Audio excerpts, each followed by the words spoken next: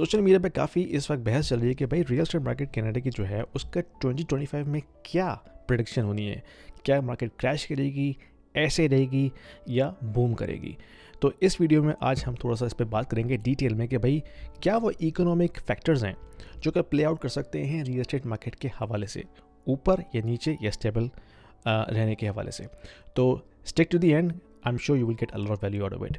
तो पहले तो बात करते हैं कि भाई जो इकोनॉमिक सिचुएशन है वो क्या है। अगर हम इकॉनमी पे नज़र डालें तो हमें पता है कि कनाडा की जो इकॉनमी है वो एक टफ टाइम से गुजर रही है। ठीक है, हमने देखा कि जो जीडीपी पर कैपिटा है वो तो पिछले 8 में से 9 क्वार्टर्स नेगेटिव रहा है और अभी भी जो प्रोजेक्शन है वो नेगेटिव ही नज़र आ रही है। इसके अलावा हम देखते हैं अनएम्प्लॉयमेंट रेट जो कि 6.8 है लास्ट फिगर के मुताबिक, और आरबीसी ये प्रिडिक्ट कर रहा है कि वो 7 को जाने वाला है बहुत जल्द। हो सकता है जनवरी या फरवरी में जो रीडिंग आएगी उसमें हम उसको 7 क्रॉस करता हुआ देखें। ये प्रोडिक्शन है आईबीसी की, मैं नहीं कह रहा। अब अनएम्प्लॉयमेंट का मतलब ये है कि जब लोगों की जॉब्स ना हो, लोगों को नई जॉब्स ना मिल रही हो, तो फिर वो हैवी मॉर्गेजेस किस तरह बर्दाश्त करेंगे। That is a big question. फिर उसमें जो मॉर्गेज रिन्यूअल्स आने वाले हैं 2025 में, 2026 में, जो कि फिक्स थे 1.5 पे, 1.4% पे आज से 4 साल पहले, अब जब वो रिन्यू होगी यानी कि 4+% के ऊपर जब रिन्यू होगी मॉर्गेजेस, तो उससे उनकी परचेसिंग पावर पे क्या इम्पेक्ट आएगा। That is also big question कि क्या वो अपने एक्सपेंसेस को सस्टेन कर सकते हैं। क्या अगर ऐसे इन्वेस्टर जिन्होंने 2, 3 या 4 प्रॉपर्टीज़ रखी हुई हैं और अगर वो नेगेटिव कैश फ्लो में जा रही हैं, तो क्या वो अपने आप को सस्टेन कर सकते हैं इस सिचुएशन में। That is a big question mark. फिर अगर हम देखते हैं जो हाउस होल्ड डेट की सिचुएशन है वो भी काफ़ी ज़्यादा है। 186% डेट टू जीडीपी है कनाडा का फ्रॉम हाउस होल्ड परस्पेक्टिव, यानी कि अगर आप $1 अर्न कर रहे हैं तो आप $1.86 जो है वो ऑफ करते हैं लेंडर को। That is a situation of household debt in Canada. ये मज़ीद बिगड़ता हुआ अगर नज़र आएगा, that means situation is getting even verse.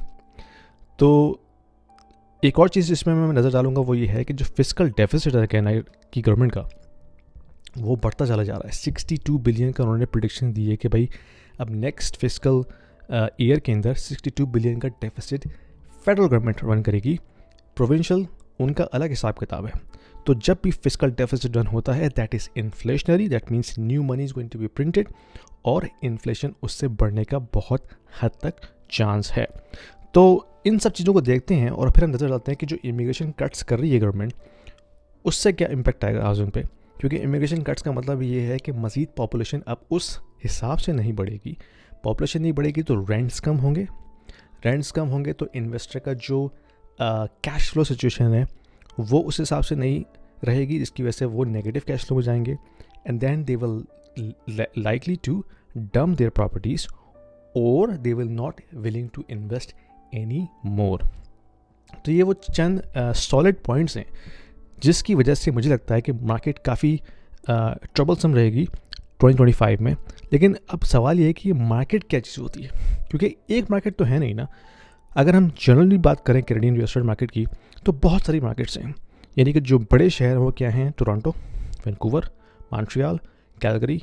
अब इनके अंदर भी बहुत सारी सब मार्केट्स हैं और हर मार्केट जो है वो डिफरेंट तरह से जो है बिहेव करती है। कहीं पे डिमांड ज़्यादा होती है, कहीं पे कम होती है, कहीं पे वैल्यू जो है वो घरों की ज़्यादा है compare to other neighbourhoods. Depend करता है कि नेबरहुड, स्कूलिंग, क्राइम रेट, ये सारी चीज़ें, सब चीज़ें मिलके जो है डिफ़ाइन करती हैं किसी मार्केट को। तो अगर हम जीटी की बात करें तो जीटी में हम क्लियरली एक डिवर्जन देखते हैं कॉन्डोज और सिंगल फैमिली होम्स के अंदर। जो कॉन्डो मार्केट है वो तो तबाही का शिकार है।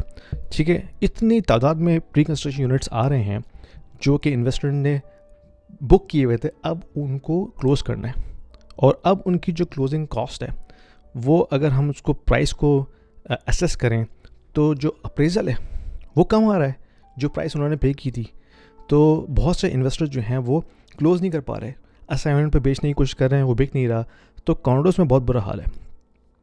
लेकिन सवाल ये है कि जहाँ क्राइसिस होता है वहाँ पे अपॉर्चुनिटी भी होती है। अगर कोई बंदा कॉन्डो अपना क्लोज़ नहीं कर पा रहा तो दैट मीन्स यू हैव, अगर you are the buyer, you have the chance to aggressively negotiate that deal. तो जहाँ क्राइसिस होता है वहाँ अपॉर्चुनिटी भी होती है, you have to find the opportunity. अच्छा, फिर अगर हम आते हैं सिंगल फैमिली होम्स में, उससे मुराद क्या है? Town house, single family, semi detach, detach, ये कहलाते हैं सिंगल फैमिली होम्स. इनकी डिमांड हमेशा रहेगी. वो क्यों?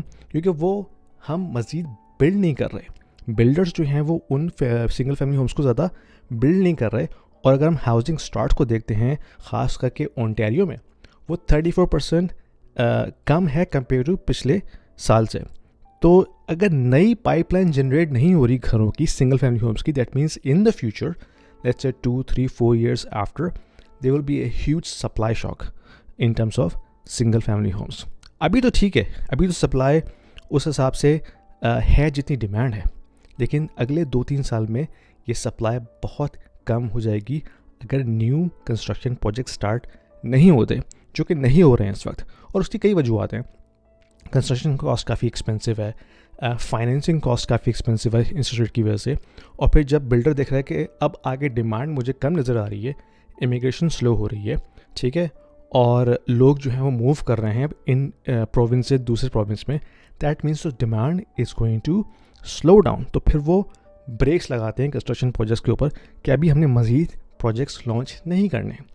तो that means in future supply कम होगी, जिसकी वजह से price pressure in single family homes पे हमेशा रहेगा. ठीक है, बूमर्स रिटायर होंगे, डाउन साइज करेंगे, लेकिन जो यंग लोग हैं उनको भी तो फैमिली स्टार्ट करनी है ना, तो उनको सिंगल फैमिली होम चाहिए ताकि वो जाके अपनी फैमिली स्टार्ट करें. तो सिंगल फैमिली होम मेरे हिसाब से स्टेबल रहेगा. मैं ये नहीं कर रहा कि मार्केट उठ जाएगी यहाँ से. हो सकता है 3%, 4% प्राइस राइज हो भी जाए, लेकिन उसका क्रैश होने का सीन मुझे नज़र नहीं आ रहा. हाँ, कॉन्डोज मज़ीद क्रैश होंगे, क्योंकि कॉन्डोज में इस वक्त इतनी सप्लाई है. और ज़्यादातर कॉन्डोज कौन से हैं? जिसको हम कहते हैं डॉक रेट कॉन्डोज, यानी कि 500 स्क्वायर फुट, 450 स्क्वायर फुट, जिसमें कोई फैमिली नहीं रह सकती.